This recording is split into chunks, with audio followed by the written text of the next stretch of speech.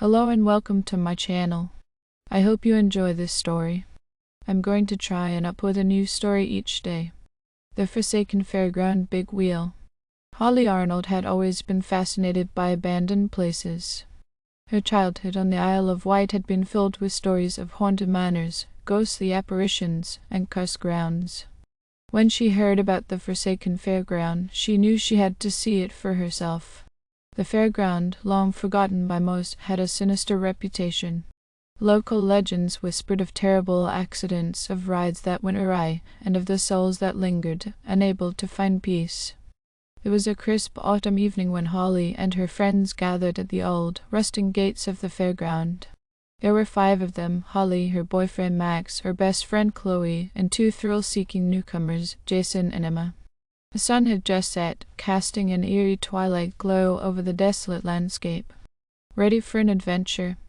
Jason grinned, his flashlight casting a wavering beam into the darkness.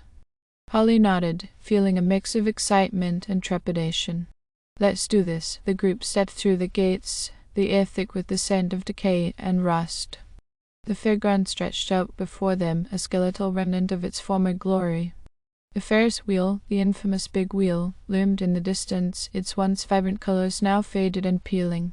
Stories told of its collapse decades ago, claiming the lives of several riders, their spirits doomed to haunt the fairground forever. Stick together, Holly instructed, her voice steady despite the unease that gnawed at her. And remember, we're just here to explore. Don't touch anything. As they moved deeper into the fairground, the air grew colder, and the sense of being watched intensified. Shadows seemed to dance just out of sight, and faint whispers echoed in the wind. They passed by the dilapidated carousel, its horses frozen mid-gallop, and the rusting remains of the roller coaster, its track twisted and broken. "This place gives me the creeps," Chloe murmured, clutching Max's arm. "It's just an old fairground," Max replied, though his eyes darted nervously around. "Nothing to be afraid of." Suddenly Emma let out a startled cry. "Did you see that?" she whispered, pointing towards the haunted house. "I saw something move inside, probably just an animal," Jason said, though his bravado was starting to falter. Holly led the group towards the haunted house, her heart pounding. The building was a grotesque caricature of a Victorian mansion, its windows boarded up, and its facade cracked and weathered. They hesitated at the entrance, the door hanging ajar, before stepping inside. The interior was a nightmare of cobwebs and dust, the remnants of animatronic ghouls and ghosts strewn about.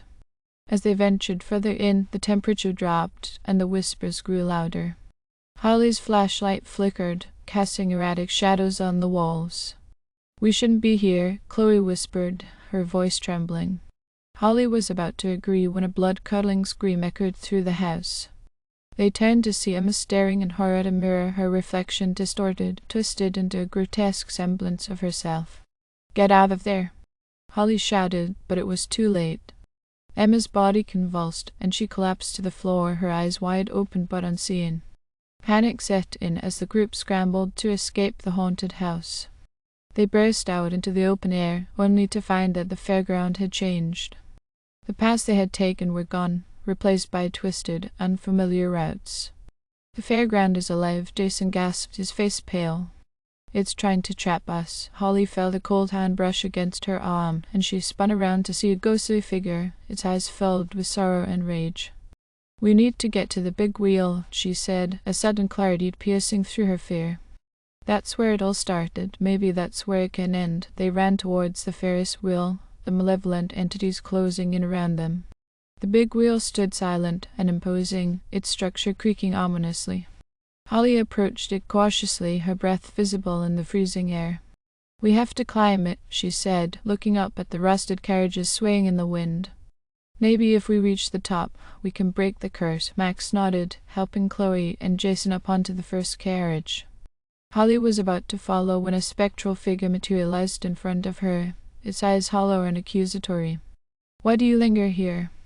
Holly demanded, her voice trembling.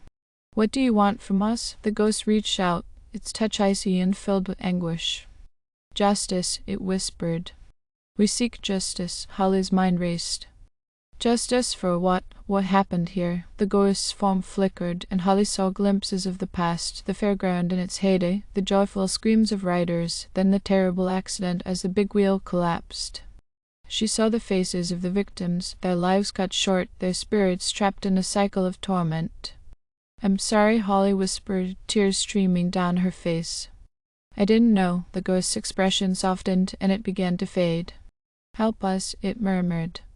"Release us." Holly climbed onto the big wheel, joining her friends as they ascended towards the top.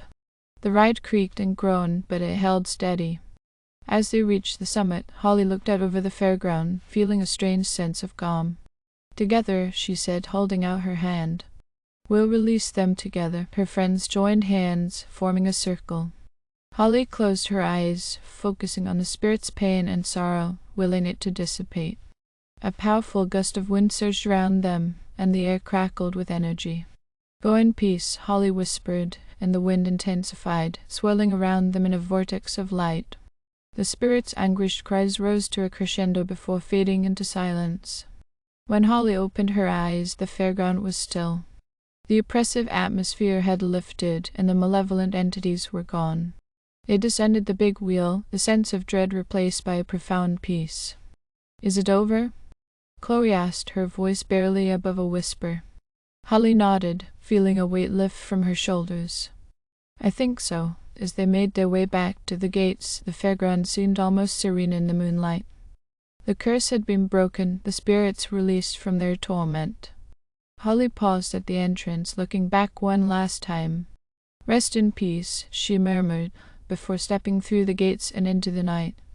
The fairground behind them remained silent, a forgotten relic of a past tragedy, now finally at peace. As Holly and her friends walked away from the fairground, a sense of relief washed over them. They had faced unimaginable horrors and emerged victorious, but the experience had left them shaken. The moon hung lower in the sky, casting long shadows on the path that led back to the village. "Let's get home," Max said, his voice breaking the silence. "We need to tell someone what happened," the group agreed and made their way back to Holly's house. Her parents were away for the weekend, leaving the house quiet and empty. They gathered in the living room, exhaustion and shock evident on their faces. "We need to document this," Jason said, pulling out his phone. "People need to know the truth about that place." They recounted their experience, recording every detail they could remember. As they spoke, a nagging feeling of unease settled over Holly. She couldn't shake the sense that something was still watching them, looking just beyond the edge of their awareness. "It's over, right?" Emma asked, her voice trembling. "We freed them, didn't we?" Holly nodded, though a shadow of doubt lingered in her mind. "I think so, but just to be safe, we should avoid that place from now on." They spent the rest of the night talking and comforting each other until exhaustion finally claimed them, and they drifted into a restless sleep. The next morning, Holly woke up to the sound of her phone buzzing. She rubbed her eyes and checked the screen, seeing a message from Chloe. "Did you hear the news? Check the local paper." Holly's heart skipped a beat as she opened the online edition of the Isle of Wight Gazette. The headline read, "Mysterious light phenomenon at the abandoned fairground." The article described strange lights and eerie sounds reported by villagers near the fairground the previous night. Witnesses claimed to have seen ghostly figures and heard faint whispers, similar to what Holly and her friends had experienced. "We need to go back," Holly said, her voice firm. "Something's not right." Her friends, though reluctant, agreed. They couldn't ignore the possibility that they had missed something, that the spirits were still trapped. As they approached the fairground, the sun was setting, casting an ominous glow over the landscape. The gates were as they had left them, but the air felt different, charged with an almost tangible tension. "We need to split up and search for anything unusual," Holly suggested. "Stay in contact and don't wander too far." The group nodded and fanned out, their flashlights cutting through the gathering darkness. Holly made her way toward the big wheel, her heart pounding in her chest. As she reached the base of the structure, she felt a chill run down her spine.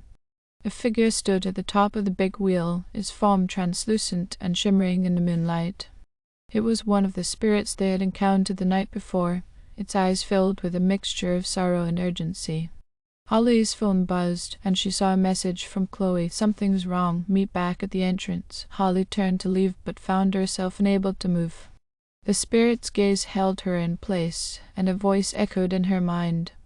You freed us, but the curse remains. The fairground itself is cursed, bound by dark magic. You must destroy it. Holly's mind raced. Destroy the fairground? How could they possibly do that? As if reading her thoughts, the spirit extended its hand, and a vision filled Holly's mind, an old journal hidden in the fairground's office, containing the key to breaking the curse. Holly nodded, understanding what she needed to do. She broke free from the spirit's gaze and ran back to the entrance, where her friends were waiting. There's more to this, Holly said breathlessly. The fairground is cursed by dark magic. We need to find an old journal in the office. This is the key to breaking the curse. They hurried to the office, a small, decrepit building near the entrance. Inside, the air was thick with dust and the scent of mildew.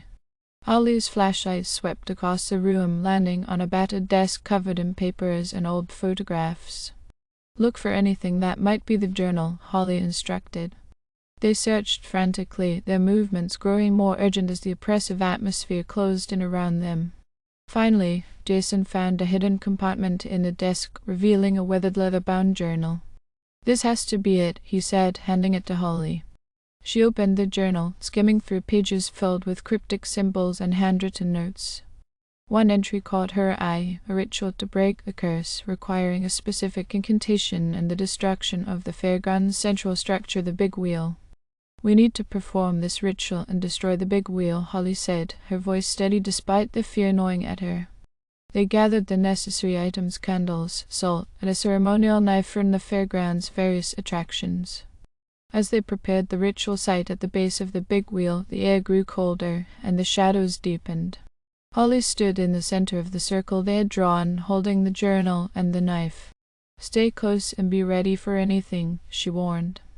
She began the incantation, her voice strong and clear despite the trembling in her hands. As she spoke, the wind picked up, swirling around them with increasing ferocity. The spirits of the fairground appeared, their forms shifting and restless. By this rite, I break the curse, Holly intoned, raising the knife. By this blade, I free you from your torment. With a final, decisive stroke, she plunged the knife into the ground. The wind howled, and the big wheel groaned as if in agony. The spirits wailed, their forms dissolving into the air. The ground shook, and the big wheel began to collapse, its structure crumbling into a heap of twisted metal. Holly and her friends stumbled back, watching as the fairground imploded, the curse finally broken. When the dust settled, the fairground was nothing more than a pile of rubble. The oppressive atmosphere had lifted, replaced by a serene silence. It's over, Holly said, tears of relief streaming down her face. It's finally over. They left the fairground behind, the weight of their ordeal heavy but bearable. The spirits were at peace, and the cursed fairground was no more. As they walked back to the village, the first light of dawn broke over the horizon, heralding a new beginning. Holly knew they would never forget the horrors they had faced, but they had emerged stronger, bound by a shared experience that had tested their courage and resilience. The fairground was gone, but its memory would live on, a testament to the power of facing one's fears and the strength of friendship. And as they reached the village, the morning light bathing them in warmth, Holly felt a sense of closure. The fairground's curse had been broken, and with it, a chapter of her life had come to an end. The future lay ahead, bright and full of promise. Thank you for listening. I hope you enjoyed this story. Please don't forget to like, and even better, like and subscribe. Thank you very much, and I hope you have had or have a great day.